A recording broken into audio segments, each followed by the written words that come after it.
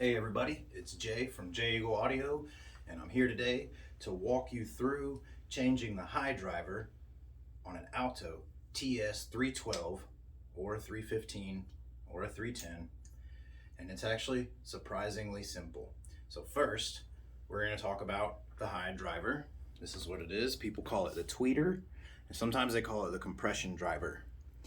These go out pretty quickly on these speakers because they are cheaper, on the cheaper end, and that's one of the drawbacks. But this is about $60 from Full Compass, and it makes it to my house in about 3 days, and it's relatively easy to install. But first, you want to know how to tell if your high driver is blown, and simply put, you won't have any treble.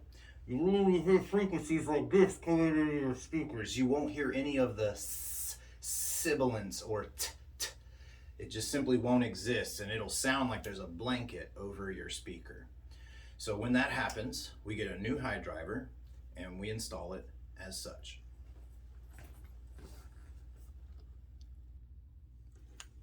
Okay, so on the back panel here, there are 12 screws that fix it to the back of this. So we want to take those screws out, and they are rather long, so I do suggest using a power drill or you're going to be there for a while. It'll take you longer to get this panel off than it will to change the high driver.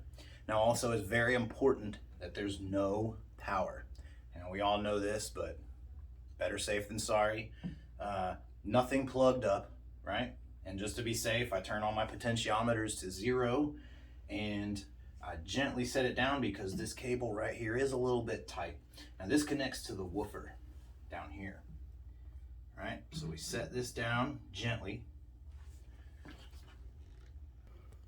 Okay, now looking at the back of the speaker with the panel off, your high driver is up here. You can recognize this grating here. It's a heat sink right there. And there are 2 leads that split off of this, and you get your positive and your negative. So we want to make sure that we note what side is positive and what side is negative. And then we're going to unplug these, and then we're going to unscrew it, just like a light bulb. So here we go. All right, so here is the old driver.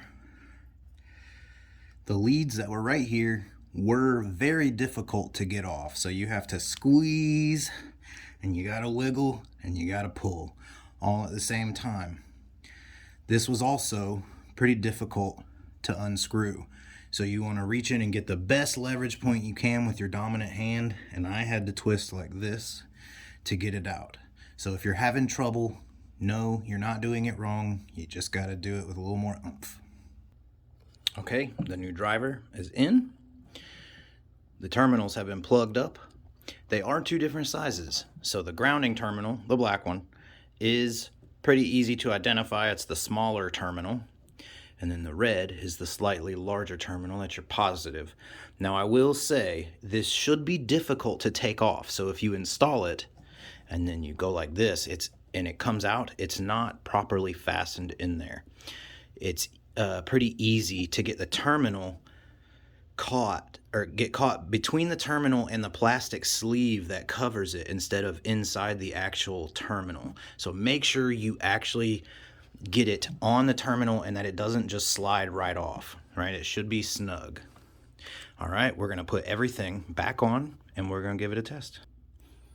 All right, here we go. Everything is screwed back on. Let's give her a test.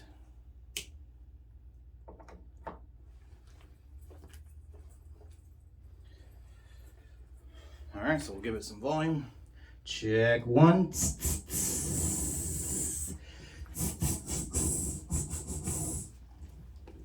Eureka. So you'll notice now that when I do sibilance, that you actually get the S.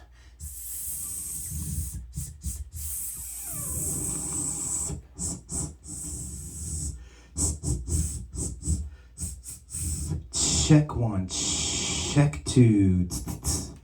We are back in business. Hey, yeah, check. Very cool. You guys, thanks for watching. If you have any questions, feel free to leave a comment. Be sure to like and subscribe. Thanks for watching.